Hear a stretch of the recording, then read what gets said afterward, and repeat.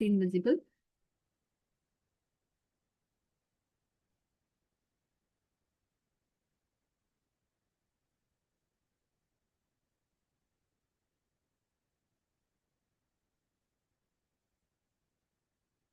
Please mention in the chat box.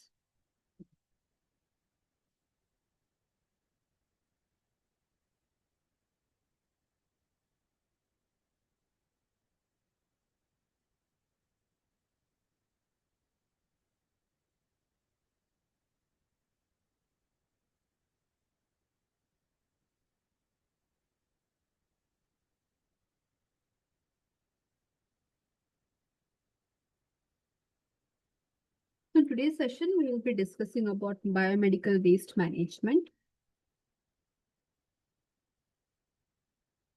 Biomedical waste management means any solid or liquid waste which is produced during the diagnosis, treatment, or vaccination of human beings or animals. That is what we call biomedical waste. It has to be disposed of in a certain manner. Okay. So typical waste compositions in hospitals are maximum of them are non-hazardous. 85% of the waste is non-hazardous. Plastic, paper, okay, um, rubbers, and these kind of things. Cardboards, not non-hazardous. But 10% of them are hazardous, and 5% of them are chemical or radioactive waste. Okay. So total 15% of the waste produced in the hospitals are hazardous, which we have to deal carefully with. There is a step in waste management. The first step is to minimize the waste. Okay, as much as possible, reduce the waste. For example, instead of using gauze pieces for dressing, adhesive dressings are available. Okay, which are not too much big in their size. They are very compact. Okay, easily usable, easily disposable.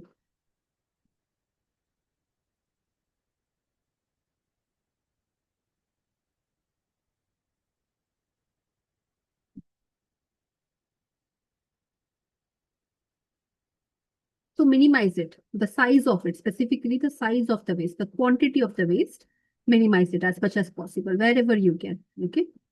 Then segregation, most critical step. Okay. Waste must be separated at the source. Wherever it is generated, at that part itself, it has to be separated. It could be the ward, laboratory, OT, etc. And we use color-coded bins for this separation. Yellow for human animal waste, red for contaminated recyclable waste. Okay. White for transparent, translucent waste, which is sharps, needles. Blue for waste, glassware, metallic implants, and all. Okay. Metal and glasswares usually will go for blue.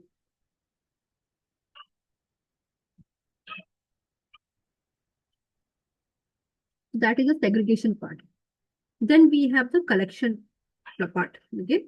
So we collect them in color coded bins only, which is leak proof. It is stored in a designated area away from the patient care areas. Okay. And no storage should be done beyond 48 hours in any healthcare institution. Then we have transportation. So transportation, internal transportation is there, external transportation is there. In internal transportation, within the hospital, using closed trolleys or wheelbarrows, you can transport. Okay. External transportation, we transport it to a biomedical waste treatment facility using authorized vehicles only. Okay. Then containers should be labeled with biohazard symbol, and even the transportation vehicles, specifically internal and external, they also should have the biohazard symbols. Okay, that's a transportation. Storage, do not store it beyond 48 hours. Okay, wherever it has been transported before transportation, should not be stored beyond 48 hours.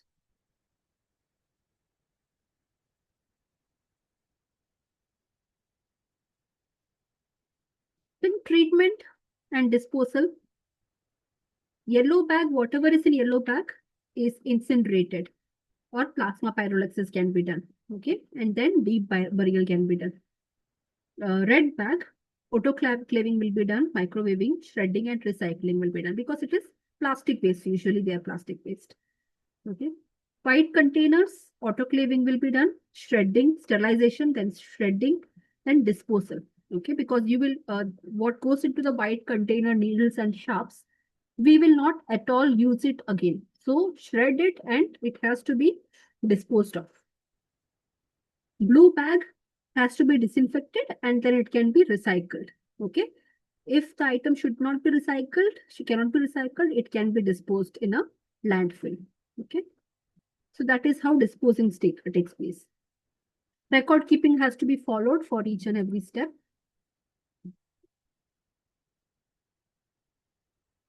So waste management plan based on our current situation, we don't have to enough landfills and all the space is getting used up. Okay, so we have to minimize the waste generation. Segregate the clinical waste from the non-clinical waste in dedicated containers. Clinical waste should be away from the patient care area where even the regular people, visitors should not reach easily. Transport the waste only in dedicated trolleys, which should not be used for any other purpose.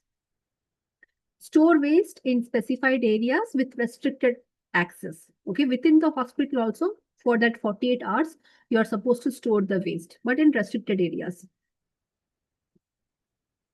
Collect and store sharps in sharps container, which is made up of plastic or metal with lid, and it has to be marked with biohazard symbol.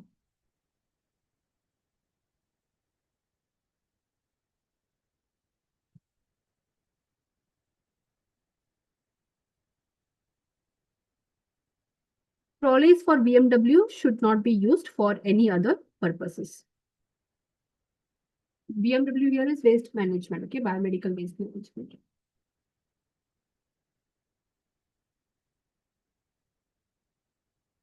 Keep storage area prior to treatment and final disposal.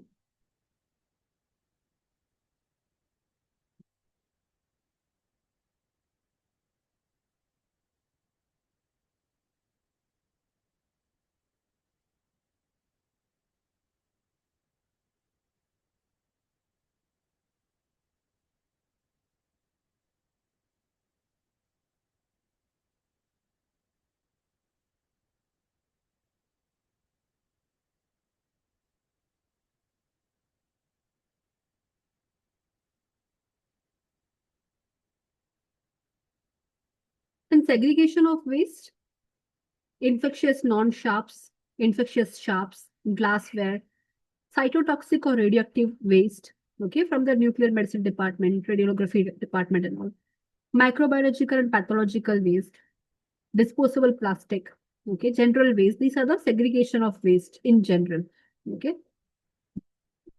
Infectious and non-infectious both. According to the WHO guidelines, highly infectious waste should always go into yellow, okay, which is marked highly infectious and it has a biohazard symbol, okay.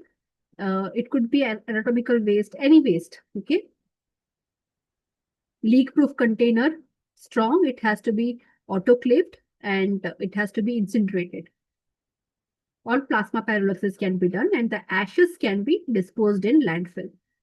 Sharps, again, they can be in white container or yellow container, depending on the color. Color does not matter much in case of sharp. The only thing that matters here is it should be puncture-proof container. And you should not fill the sharps container till the top. Okay, 1/3 of it should be kept empty. Okay. Brown color, that is for chemical or pharmaceutical waste. Blue colored is for glassware and metals. And radioactive waste labeled with radiation symbol. It should be in a lead box. And general healthcare waste can be collected in black bins, black plastic bag as well.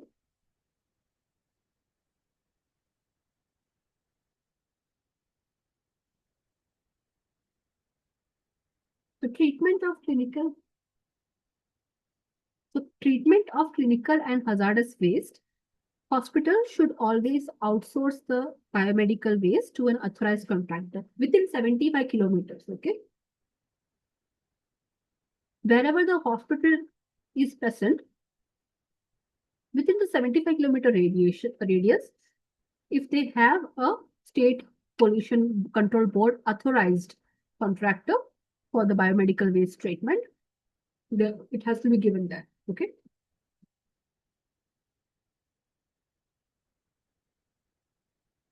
Proper segregation should be implemented and monitored at the point of generation.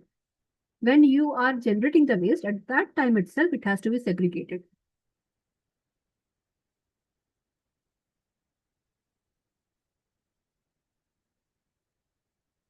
And use personal protective equipments at all the steps in the biomedical waste process. You can see here, they're taking the waste out from the hospital, okay, towards either the vehicle that has come to collect the waste, okay, but still the healthcare workers are wearing the complete PPE to protect themselves, okay, and it has to be closed container.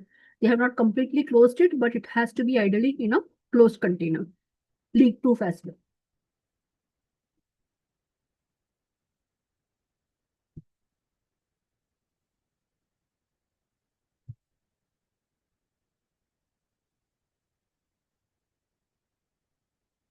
So here, category by category, we'll go and see how it has to be disposed, okay, treatment. Sharps, pre-treatment is required, okay. So sharps you will not dump into the landfill, not like that. It has to be treated in my autoclave or microwave so that you kill all the microorganisms. Then after the autoclaving is done, shredding of the sharps should be done. Okay, glass will be completely shredded. Needles will be completely shredded. This shredded will go into the landfill, or plasma pyrolysis will be done for the puncture-proof container as well. Plasma pyrolysis is burning it in the absence of oxygen. That is plasma pyrolysis. Okay. Incineration means you need oxygen for fire to take place. But in plasma pyrolysis, oxygen is not required. Without oxygen, you can use certain gases to burn. Okay. Deep burial is done in secure areas, and burial should be at least 2 to 3 meters deep, but very far away from the groundwater level. It should not be too close to the groundwater. Otherwise, the risk of contamination would be there.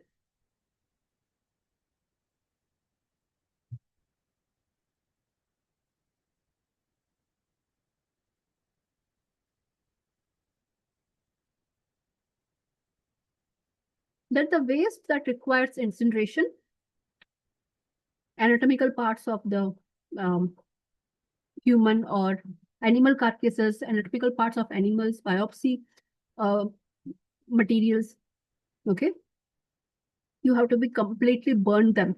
Incineration has to be done. Cytotoxic drugs used in chemotherapy, cancer treatment, burn it. Toxic lab chemicals, except mercury, do not burn mercury.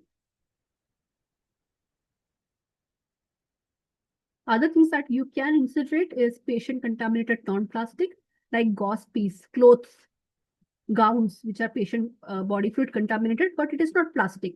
You can burn it. And non-fluorinated plastic. Which type of plastic you can burn? Which is non-fluorinated. Chlorinated plastics should not be burnt, otherwise that fumes will come. You know how it smells when plastic is been burnt, right? But when you burn non-fluorinated plastics, it's not harmful for the environment. There is no chlorine in that.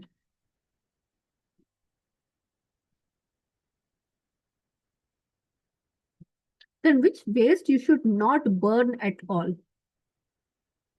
Anything that is treated with chlorine, okay, materials treated with hypochlorite or chlorine, bleach, chlorinated plastic should not be burnt, or volatile metals and waste like mercury, fluid contaminated plastics should not be burnt. It should always be autoclaved, microwaved, and then shredded. And shredded thing has to be put into the landfill.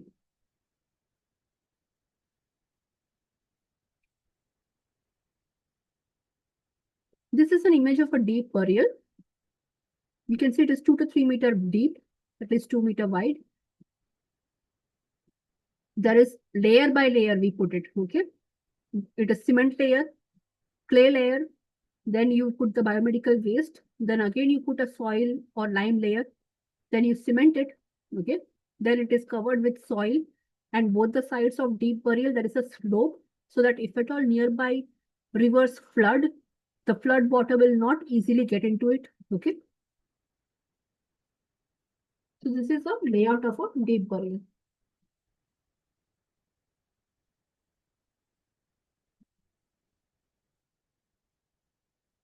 Any doubts so far? Please mention the chat box.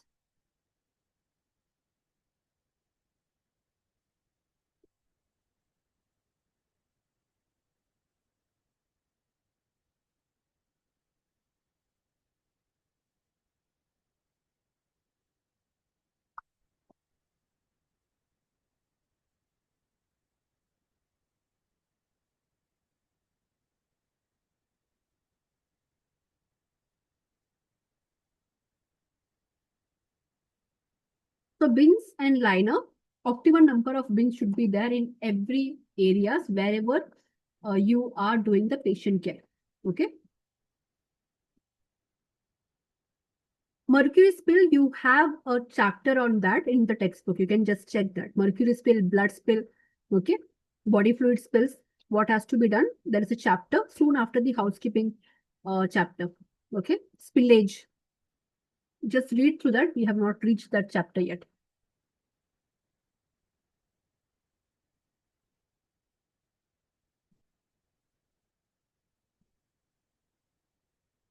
Expired chemicals based on the consistency. It has to be, if it is solid, it can go into incineration.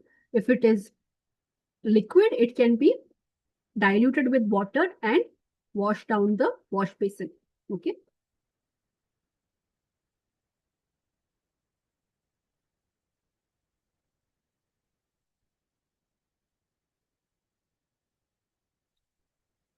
So optimal number of bins should be there throughout the facility. Easy to use standard bin should be there, which is foot operated, so that you don't touch it with your hands. Okay, foot operated bins are used. And it has to be placed in all critical areas. Liners, the plastic liners, should be larger than the bin, which means it should match the bin in terms of its color. 1/4 of this liner should be outside the bin, turned over the rim. You can see in the image. Okay. Because when collectors come to collect the waste, it is easier for them to collect in this way without getting harmed. It has to be made up of a biodegradable and non-chlorinated plastic. So what happens is that when incineration has to be done for this yellow bin with the waste, you don't have to open it and discard. As it is, you can throw it into the incinerator, because non-chlorinated plastic, you can burn it. Okay. Now it is compulsory all throughout the hospitals. Non-chlorinated